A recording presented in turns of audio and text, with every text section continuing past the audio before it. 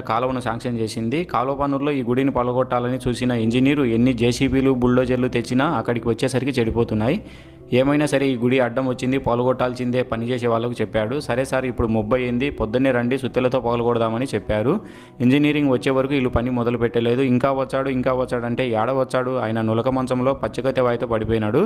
Engineering తర్వాత ఆయన చేసిన తప్పును క్షమించమని గుడి దగ్గరికి వచ్చి వేడుకోవడంతో ఆయన మళ్ళీ మామూలు స్థితికి వచ్చాడు. కాలువ కొంచెం దూరమైన గుడి వెనకాల నుంచి తీసుకువెళ్ళి ఒక డ్యామ్లో అయితే కలపడం జరిగింది. ఈ వీడియో గురించి తెలుసుకోవాలంటే ఫుల్ వీడియో కింద లింక్ ఉంది చూడండి.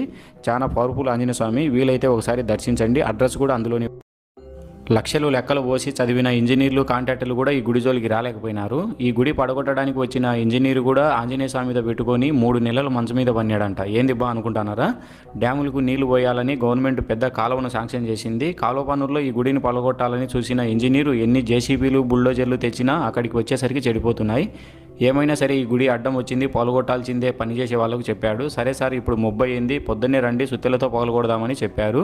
ఇంజనీరింగ్ వచ్చే వరకు వీళ్ళు పని మొదలు పెట్టలేదు. ఇంకా వచ్చాడంటే ఏడ వచ్చాడు? ఆయన నులక మంచంలో పచ్చగత్తె వాయితో పడిపోయినాడు.